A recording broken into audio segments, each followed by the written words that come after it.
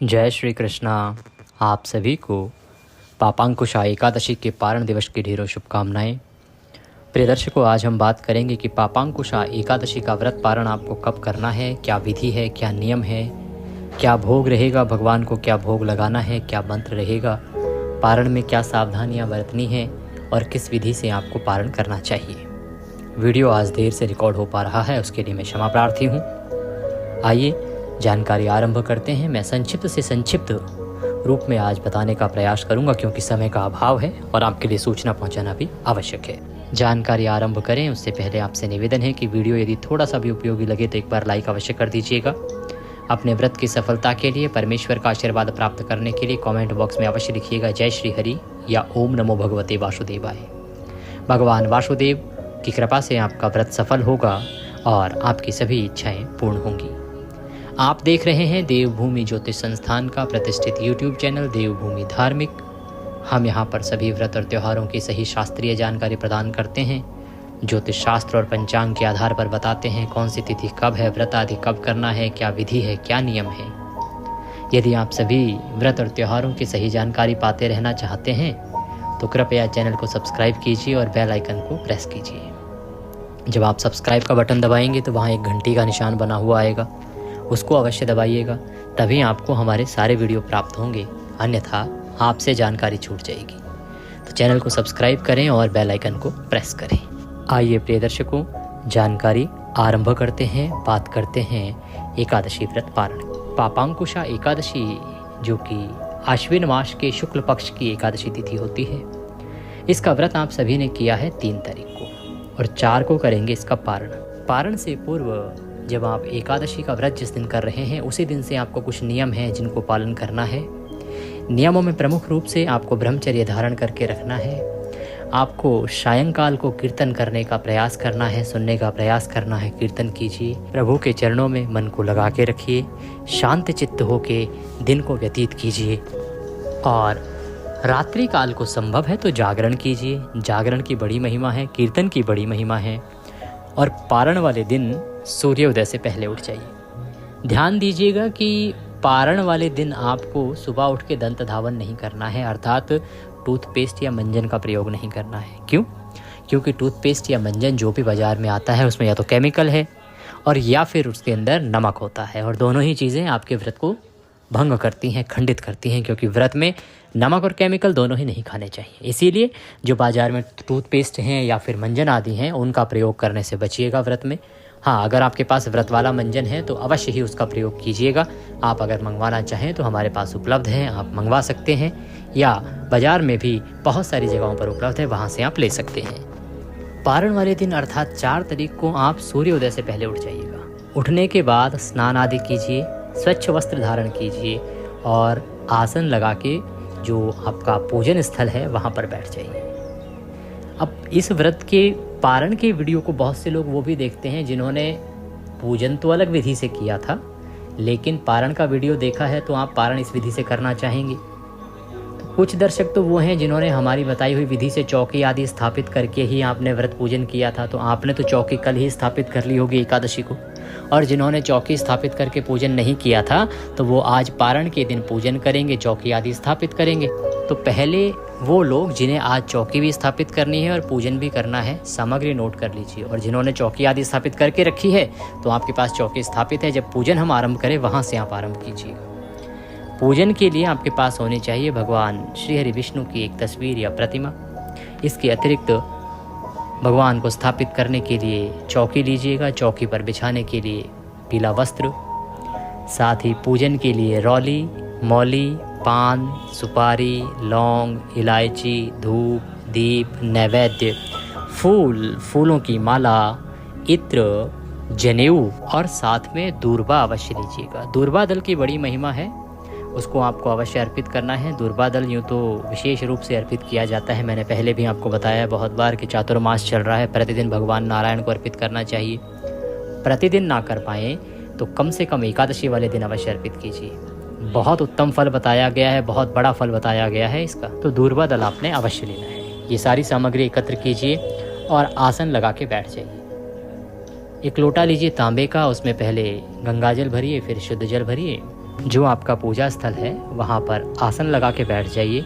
पहले आप जल छींटे देके सारी सामग्री को शुद्ध करेंगे और साथ ही जल छींटे देके आप उस स्थान को भी पवित्र करेंगे। तो हम मंत्र बोलते हैं, आप जल के छींटे दीजिए। ओम पवित्र हो पवित्रवांग सर्वांग वस्तांगतोपि वाम यह स्मरेत पुंडरीकाक्षम सभयंतरः शुचिः ओम।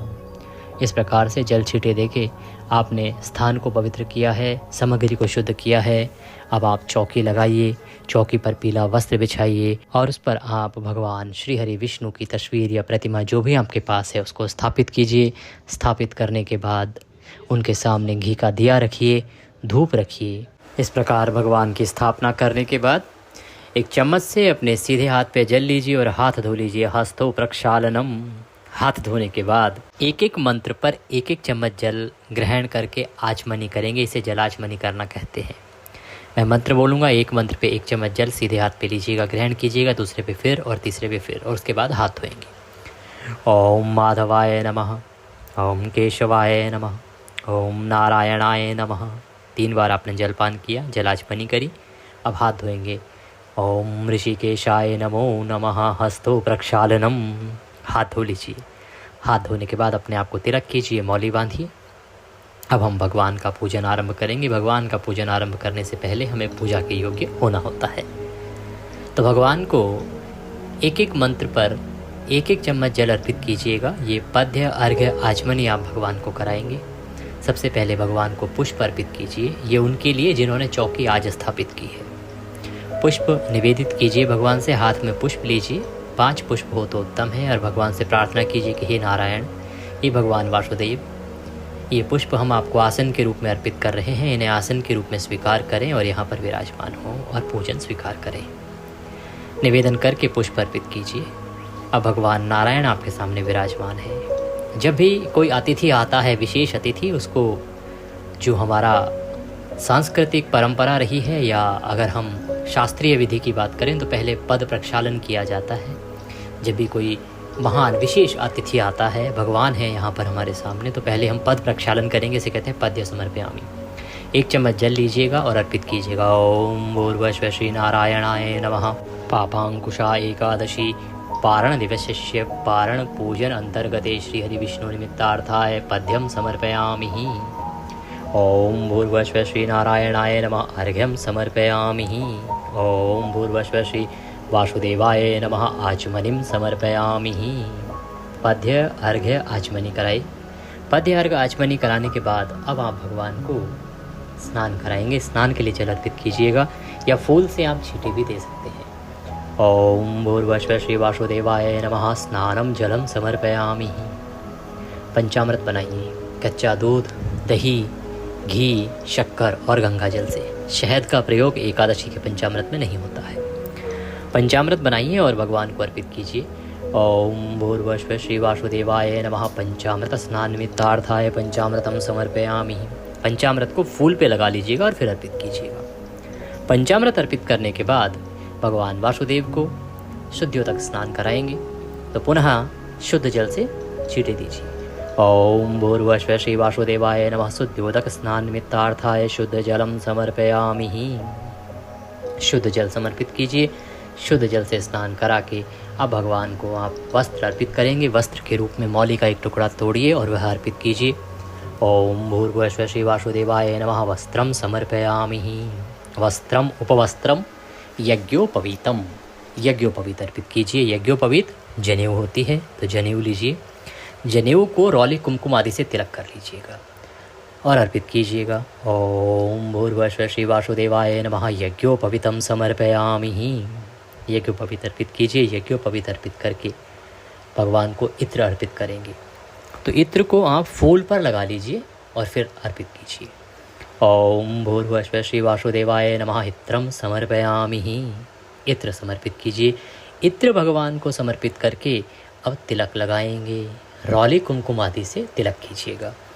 ओम भूर्भुवः श्री वासुदेवाय नमः। तिलकम समर्पयामि। गंधम समर्पयामि। भगवान को रौली कुमकुम आदि से तिलक कीजिए। तिलक करने के बाद अब आप भगवान को पुष्प अर्पित करेंगे। फूलों की माला है तो माला पहनाइएगा। ओम भूर्भुवस्व श्री वासुदेवाय नमः। पुष्पम समर्पयामि माल्यार्पणम कुरुः। माला पहनाइए, पुष्प हैं तो पुष्प अर्पित कीजिए भगवान को। और फिर हम धूप दीप दिखाएंगे। जो आपने सामने धूप और दीपक रखा है, इसको आप पूजा आरंभ करने से पहले प्रज्वलित कर लीजिएगा। तो धूप दिखाएंगे, दीप दिखाएंगे। जो दीपक आप रखेंगे ना, उस दीपक के नीचे पुष्प से आसन दीजिएगा। दीपक को कभी भी ऐसे सीधा नहीं रखते हैं, डायरेक्ट नहीं रखते हैं। तो दीपक को पहले आसन देते हैं, क्योंकि ये हमारी पूजा के साक्षी अग्निदेव हैं। इनको आसन दे के ही विराजमान करना चाहिए। तो इस प्रकार से आसन दे के दीपक को प्रज्वलित और धूप को प्रज्वलित कर लीजिएगा पूजन आरंभ करने से पहले। पुष्प अर्पित किया, अब धूप दिखाएंगे, दीप दिखाएंगे। ओम भूर्भुवस्व श्री वासुदेवाय नमः। धूपम आघ्रापयामि। ओम भूर्भुवस्व श्री वासुदेवाय नमः। दीपम दर्शयामि। धूप दीप दिखा के भगवान को नैवेद्य अर्पित करेंगे। नैवेद्य के रूप में अगर आपके पास केसर युक्त खीर बन सकती है तो बड़ी उत्तम है। भोग है इस एकादशी के लिए केसर युक्त खीर। केसर की खीर का भगवान को भोग लगाएं। अन्यथा फल ले लीजिएगा, फल ना हो तो आप मिश्री भी अर्पित कर सकते हैं। ओम भूर्भुवस्व श्री वासुदेवाय नमः। नैवेद्यम समर्पयामि।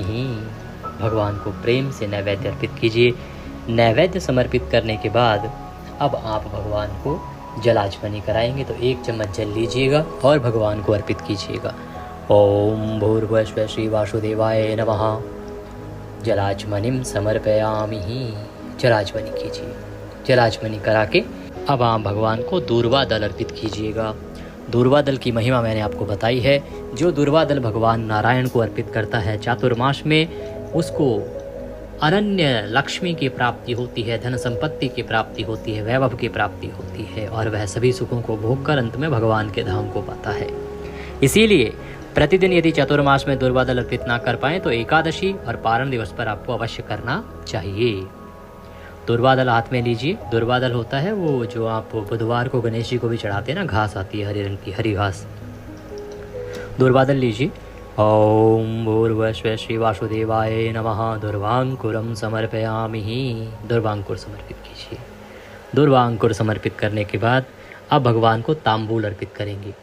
तांबूल के लिए पान का पत्ता लीजिए, उस पर 2 लौंग और 2 इलायची रखिए और 1 सुपारी रखिए और वह भगवान को अर्पित कीजिए। बीड़ा बना लीजिए उसका, या मीठा पान भी आप चढ़ा सकते हैं। ओम भूर्भुवस्व श्री वासुदेवाय नमः। तांबूलम समर्पयामि। तांबूल समर्पित करके और दक्षिणा अर्पित कीजिए। जो भी दक्षिणा आप अर्पित करना चाहें भगवान को वह अर्पित कीजिएगा। ओम भूर्भुवस्व श्री वासुदेवाय नमः। शुभ दक्षिणायाम समर्पयामि। दक्षिणा समर्पित कीजिए। हाथ जोड़ के भगवान को नमस्कार कीजिए। इस प्रकार से आपने पारण का पूजन तो किया है। अभी इसमें महत्वपूर्ण पड़ाव बाकी है। इसके बाद यदि संभव है तो विष्णु सहस्त्र नाम का श्रवण करें, बड़ा कल्याणकारी होता है। पारण दिवस वाले दिन आपको सुनना चाहिए। गीता के 7वें अध्याय का श्रवण करके पुण्य आप अपने पितरों को अर्पित कर सकते हैं, ये भी बड़ा कल्याणकारी है। इसके अतिरिक्त आप भगवान के स्तोत्र का श्रवण कर सकते हैं। आरती करेंगे भगवान की। ओम जय जगदीश हरे से आरती कीजिएगा। आरती करने के बाद आप पारण का भोग लगाएंगे। भोग लगाने के लिए जो भी आपने भोग प्रसाद बनाया है वह थाली में सजाइए। अब बात आती है कि पारण का भोग होना क्या चाहिए। मैंने आपको बताया कि पारण के भोग में आप खीर अर्पित कर सकते हैं। कौन सी वाली? केसर युक्त खीर। चावल आप कहेंगे, बहुत सारे लोग कहेंगे पंडित जी चावल। जी हाँ, एकादशी के पारण दिवस पर चावल की बड़ी महिमा है। चावल खाए जाते हैं, भोग लगाया जाता है। पीले चावल का भोग भी भगवान को कहा गया है, आप लगा सकते हैं पीले चावल बना के। इसके अतिरिक्त आप जो भी शुद्ध सात्विक भोजन घर में बनाएं, कुछ ज़्यादा कुछ नहीं तो आप पराठे या पूड़ी जो भी आप बना सकें सात्विक भोजन घर में जो बना लें। आप रोटी सब्जी का भी भोग लगा सकते हैं, बस लहसुन प्याज आदि नहीं होने चाहिए। तो सात्विक भोजन जो बनाया है आपने वह भोग प्रसाद थाली में सजाइए। तुलसी दल उसमें रखिए, तुलसी का पत्ता भगवान के सामने भोग रखिए, पर्दा कर दीजिए और हम मंत्र पढ़ते हैं। ओम नाभ्याशीदंतरक्षकं शिष्णु जो समावर्ततः पद्भ्यां भूमिर्दिशां श्रोत्रं तथा लोकां कल्पयनः। 2 बार ताली बजाइए, पर्दा हटा दीजिए, जल आचमनी कराइए। थाली के चारों तरफ आचमनी में लेके जल घुमाइए और छोड़ दीजिए। हाथ जोड़ के नमस्कार कीजिए। थाली वहाँ से उठा लीजिए, बाकी प्रसाद में मिला दीजिए। इस प्रकार से आपने भगवान को भोग लगाया है। अब आपको पुष्पांजलि करनी है। आपने भगवान का पूजन किया है, इसमें गलती त्रुटि हुई होगी, उसके लिए क्षमा याचना करनी है। ये बड़ी आवश्यक प्रक्रिया है जो प्रत्येक पूजा पाठ में होनी चाहिए और यह की भी जाती है। तो पुष्पांजलि करने के लिए हाथों में पुष्प ले लीजिए। हम भगवान से निवेदन करते हैं, आप साथ साथ निवेदन कीजिए, मन के भाव रखिए। आवाहनम न जानामि विसर्जनम पूजम चैवम न जानामि क्षम्यताम परमेश्वरः। हे प्रभु, हे भगवान विष्णु, न हम आपका आवाहन जानते हैं, न पूजन जानते हैं, न विसर्जन जानते हैं। हम तो अज्ञानी जीव हैं। जैसी बन पड़ी है वैसी सेवा आपके श्री चरणों की है। भगवान, इसमें जाने अनजाने में हमसे कोई गलती, कोई त्रुटि, कोई भूल हो गई हो तो उसे क्षमा कीजिएगा। भगवान, ये तन मन धन सब कुछ आप ही का है। हमारे पास जैसी बुद्धि थी, हम आपके बालक नादान हैं, जो बुद्धि आपने दी है उसके अनुसार उत्तम से उत्तम पूजन करने का प्रयास किया है। फिर भी मनुष्य हैं, हमसे गलती हो सकती है। तो यदि जाने अनजाने में कोई गलती हमसे हो गई हो तो हम उसके लिए क्षमा याचना करते हैं, हमें क्षमा प्रदान करें। और प्रभु, आपको अर्पित करने के लिए हमारे पास कुछ नहीं है। तन मन धन सब कुछ तो आप ही का है। हमारे पास केवल क्या है? मालती मलकादाति सत्पत्रादि संयुक्तम पुष्पांजलि मया दत्ताम ग्रहणाम परमेश्वरः। प्रभु, यह पत्र पुष्प की भेंट है, इसे स्वीकार करें और दया का आशीर्वाद प्रदान करें। भगवान को नमन कीजिए, पुष्प भगवान के चरणों में अर्पित कीजिए। पुष्प अर्पित करके फिर परिक्रमा कर लीजिए। यानि कानि च पापानि प्रदक्षिणाम पदे पदे। खड़े खड़े एक परिक्रमा कर लीजिए। जो पुरुष जन हैं वो दंडवत प्रणाम कीजिए, बाकी सर झुका के महिलाएं प्रणाम करेंगी। इस प्रकार से आपने पारण का संपूर्ण पूजन किया है। जो चौकी है उसका विसर्जन कर सकते हैं, चौकी को थोड़ा सा हिला दीजिए। जो लोग कलश भी स्थापित करते हैं वो कलश को भी हिला सकते हैं। जो भोग प्रसाद आपने भगवान को चढ़ाया था उसे प्रसाद के रूप में ग्रहण कीजिएगा। बाकी सामग्री जो है जल विसर्जन में जाएगी। जो तांबूल आदि, पान, बीड़ा आदि जो भी है वो सब जल विसर्जन में जाएगा। भगवान की तस्वीर घर में मंदिर में रख सकते हैं, चौकी आपके घर में रहेगी। अब आपने व्रत का पारण करना है। पूजन करने के बाद आपको ब्राह्मण को भोजन कराना चाहिए। ब्राह्मण को भोजन ना करा पाएँ कोई बात नहीं, आप ब्राह्मण को दान दक्षिणा दीजिए। दान दक्षिणा कैसे हो सकता है? आपके आसपास कोई मंदिर है तो मंदिर में दे आइए, कुछ भोजन दे आइए, खाद्य सामग्री दे दीजिए। हमारे निमित्त यदि कोई आप दक्षिणा आदि भेजना चाहते हैं तो आप जो स्क्रीन पर नंबर आ रहा है उस पर भेज सकते हैं। 900 से नंबर है, उस पर भेज सकते हैं। कई बार नंबर पर पेमेंट फेल हो जाती है तो उस अवस्था में आप या QR कोड को स्कैन करके भी भेज सकते हैं, क्योंकि वो सीधा हमारे बैंक खाते में ही आता है। तो आप QR कोड को स्कैन करके भी दक्षिणा भेज सकते हैं। इस प्रकार से दक्षिणा आदि भेजने के बाद या ब्राह्मण को भोजन आदि कराने के बाद फिर आपने व्रत पारण करना है। व्रत पारण करने के लिए आसन लगा के बैठ जाइए। आसन लगा के बैठ जाइए और 5 बार मंत्र बोलिए। ओम नमो भगवते वासुदेवाय, ओम नमो भगवते वासुदेवाय, ओम नमो भगवते वासुदेवाय, ओम नमो भगवते वासुदेवाय, ओम नमो भगवते वासुदेवाय। इस प्रकार 5 बार मंत्र बोलिए। हाथ जोड़ के भगवान का ध्यान कीजिए और उसके बाद तुलसी का पत्ता मुंह में रखिए और जल ग्रहण कर लीजिए। यह आपका पारण होगा। भोजन के रूप में जो आपने भगवान को भोग लगाया है ना, वही सबसे पहले ग्रहण कीजिएगा। उसके बाद बाकी कुछ आप खा सकते हैं। पारण में सदा सात्विक आहार ही लिया जाता है, इसका ध्यान रखिएगा। अब बात आती है कि पारण करना कब है, पारण का समय क्या रहेगा। तो प्रिय दर्शकों, पारण की जो विधि है ना वो ये कहती है कि पारण सदा व्रत के अगले दिन सूर्योदय के बाद किया जाना चाहिए। द्वादशी में उत्तम है। इसके अतिरिक्त पारण सदा हरिवासर का समय निकल जाने के बाद ही किया जाना चाहिए। अब हरिवासर का समय जो है उसकी गणना आवश्यक है। इस वर्ष 2025 में जो पापांकुशा एकादशी है उसकी शुरुआत हुई थी 2 अक्टूबर को शाम को 7:10 पर और 3 अक्टूबर को इसका समापन हो गया शाम को 6:32 पर और द्वादशी तिथि आरंभ हो गई। इसीलिए द्वादशी युक्ता श्रेष्ठ व्रत भी हो गया। तो पारण आप 4 अक्टूबर को करेंगे। हरिवासर का जो समय है वो रात्रि काल में ही समाप्त हो जाएगा। इसीलिए आप सूर्य उदय से और 8:35 तक पारण कर सकते हैं। पहले मैंने 8:15 भी बताया था। कारण ये था कि वहाँ पे कुछ समय की गणना अलग थी, क्योंकि प्रत्येक पंचांग में क्या होता है ना, सूर्योदय का समय बदल जाता है। जो बनारस के पंचांग हैं उनमें सूर्योदय का समय अलग है, दिल्ली के पंचांग में अलग है। इसीलिए मैं कह रहा हूँ सूर्योदय से। दिल्ली में जो सूर्योदय है सामान्यतः अभी 6:16 17 पर हो रहा है। तो 6:16 से और 8:37 के आसपास तक आप पारण कर सकते हैं। बड़ा ही कल्याणकारी रहेगा। बाकी सूर्योदय का समय कहीं ना कहीं थोड़ा बहुत ऊपर नीचे होता है, आप अपने शहर का जान लीजिएगा। न जान पाएँ तो कमेंट बॉक्स में लिख के पूछ लीजिएगा, मैं प्रयास करके आपके शहर का भी सूर्योदय का समय अवश्य ही अवगत कराऊंगा। तो ये थी जानकारी पारण के विषय में। कुछ और जानकारी जानना चाहें, कुछ पूछना चाहें तो कमेंट बॉक्स में लिख के पूछ सकते हैं, या कुछ और कहना चाहते हैं तो अपना सुझाव भी दे सकते हैं। आपकी जानकारी के लिए बता दूं कि कार्तिक मास महात्म्य आरंभ हो रहा है और अवश्य जुड़िएगा, क्योंकि ये एक प्रतिष्ठित ज्योतिष संस्थान का चैनल है। यहाँ पर हम जो भी आपको महात्म्य सुनाते हैं वो महात्म्य होता है जो पुराणों में वर्णित होता है। हम ऐसा नहीं कि 4 कथाएं जोड़ के और महात्म्य बना देते हैं। जो पुराणों में लिखित है किसी मास का महात्म्य वह सुनाते हैं। और इसका लाभ ये होता है कि उस महीने की तिथिवार अनुसार आपको जानकारी उन त्योहारों की मिल जाती है कि किस त्योहार को कैसे मनाना चाहिए, भगवान क्या कहते हैं, क्या विधि है, क्या नियम है।